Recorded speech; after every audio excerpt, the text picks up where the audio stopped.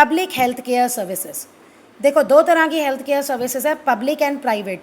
Public होती है जो गवर्नमेंट के अंडर आती है, और अगर आप यहाँ इलाज करवाने जाते हो तो आपको ना के बराबर पैसे देने होते हैं, ऑलमोस्ट फ्री होता है यहाँ इलाज, मेडिसिन भी फ्री मिल जाती हैं, सब कुछ फ्री हो जाता है। लेकिन प्राइवेट, अगर आप प्राइवेट में जाओगे तो आपको अपना बहुत सारा पैसा खर्च करना पड़ेगा और फिर आपको इलाज मिलता है, वहाँ कुछ भी फ्री नहीं होता। और ये private health care services government के अंडर नहीं आते। Public health services, the backbone of health care services in India, are a string of dispensaries hospital run by government in rural as well as urban areas. तो public health care services जो है India में basically वो क्या हैं, dispensaries हैं और hospitals हैं जिनको शहरों में और गाँवों में गवर्नमेंट ही चलाती है। Their purpose is to provide quality health care services either free और एट लो कॉस्ट। और इनका पर्पस क्या है, ये किस लिए बनाई गई हैं, ताकि लोगों को हेल्थ सर्विसेज मिले फ्री या बहुत कम कॉस्ट पे, सस्ती। It is called public primarily for two reason. अब इनको पब्लिक हेल्थ सर्विसेज क्यों कहा जाता है? पहला इसलिए they are establish to accomplish the page of providing superior health care services to all citizen.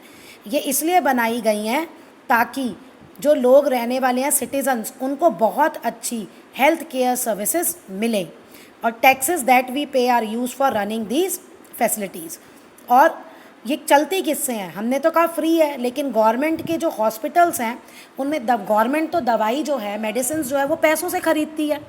वहाँ डॉक्टर्स जो काम करते हैं वो फ्री में थोड़ी काम करते हैं, गवर्नमेंट उनको सैलरीज देती हैं। तो जो गवर्नमेंट खर्चा करती है पब्लिक हॉस्पिटल्स और डिस्पेंसरीज़ को चलाने के लिए, तो क्वेश्चन ये है कि वो पैसा कहाँ से आता है?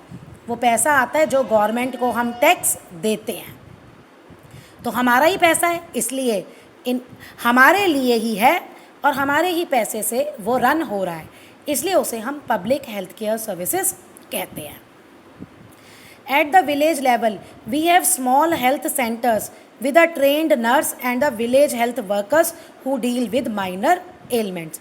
गाँवों में जो होते हैं छोटे हेल्थ केयर सेंटर्स होते हैं जहाँ पे ट्रेंड नर्सेज होती हैं और विलेज हेल्थ वर्कर्स होते हैं जो छोटे छोटी बीमारियाँ जो होती हैं ना, जैसे किसी को चोट लग गई या फीवर हो गया है ना, खांसी जुकाम हो गया, उन छोटी बीमारियों का इलाज करते हैं। They work under the supervision of the primary health centre.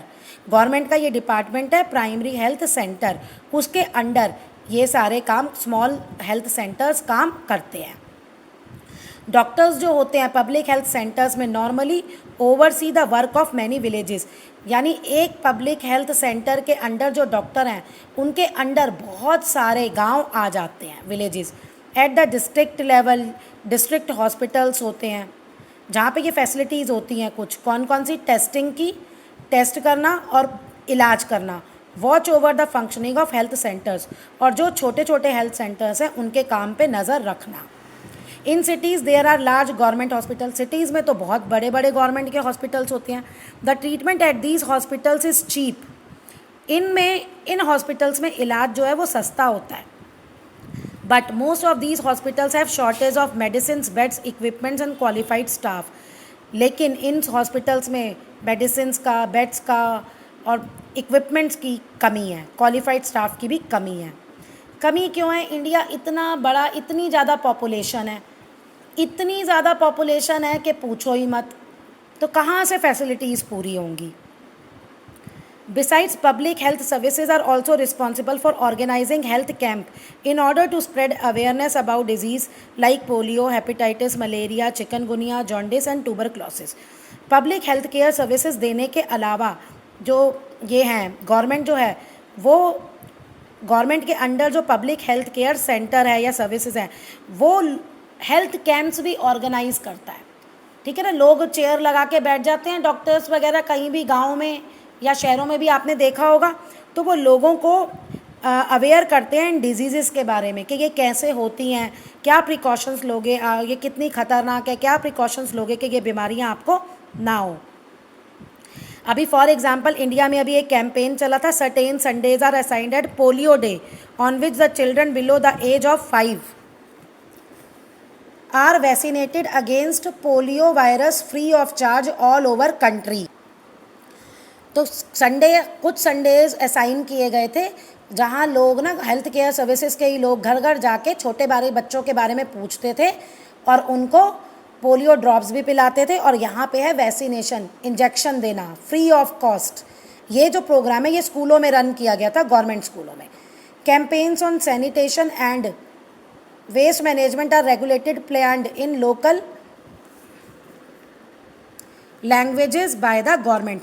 अब लोगों को साफ सफाई के बारे में भी बताया गया गवर्नमेंट के द्वारा। क्यों? क्योंकि जिस रीजन में जो रहता था ना, जो भाषा बोलता था, उसी भाषा में, उसी लैंग्वेज में लोगों को सफाई के बारे में इंफॉर्मेशन दी। As per our constitution it is the prime obligation of the government to not only ensure the well-being of the people but also give essential health care services। अब हमारे कॉन्स्टिट्यूशन में ये लिखा हुआ है कि ये गवर्नमेंट की रिस्पॉन्सिबिलिटी है कि वो लोगों का अच्छा स्वास्थ्य रखे, मतलब वेल-बीइंग, लोग अच्छे से रहें। यही इंश्योर नहीं करे बल्कि लोगों को अच्छी हेल्थ केयर सर्विसेज भी दे। ये हमारे कॉन्स्टिट्यूशन में ही लिखा है कि गवर्नमेंट की ये ड्यूटी है। It is the job of the government to reserve the right to life of every citizen and provide necessary health services। तो ये गवर्नमेंट का काम है कि वो हमारे right to life of every citizen का रिजर्व करे, मतलब उसके अकॉर्डिंग ही काम करे और अच्छी हेल्थ केयर सर्विसेज हमें प्रोवाइड करे। If hospitals fails to provide prompt and timely medical attention, lesson में बार बार आ रहा है प्रॉम्प्ट एंड टाइमली। मान लो किसी का एक्सीडेंट हो जाता है, उसे ऑपरेशन की ज़रूरत है, तो उसे एकदम मेडिकल फैसिलिटी चाहिए। ये नहीं होगा कि आज एक्सीडेंट हो गया और बहुत सीरियस एक्सीडेंट हुआ, हम उसे कल हॉस्पिटल ले जाएंगे, या डॉक्टर कहेंगे नहीं आप लाइन में लग जाओ, हम इसे कल देखेंगे। ये चीज़ नहीं होनी चाहिए, एकदम से मिलना चाहिए। अगर वो हॉस्पिटल देने में नाकाम रहता है तो it could cost someone life, तो इससे कोई इंसान मर भी सकता है। The neglect on the part of the hospital could have cost Mukunda Bala his life। अब ये आपकी स्टोरी है जो ब्लू बॉक्स में थी एक मुकुंदा की, तो वहाँ से है कि उसे टाइमली इलाज नहीं मिला और वो मर गया।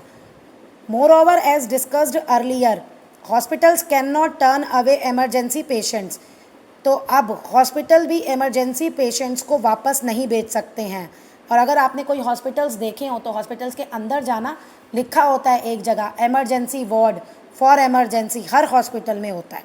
तो वहाँ जब भी कोई जाएगा तो चाहे आप रात को कितने बजे भी चले जाओ, वहाँ डॉक्टर्स को एडमिट करना ही पड़ता है पेशेंट को एमरजेंसी वाले केस में।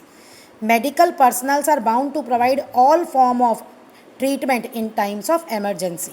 तो मेडिकल स्टाफ जो है उसे एमरजेंसी के टाइम जो भी पर्सन वहाँ गया है उसे ट्रीट करना ही होता है।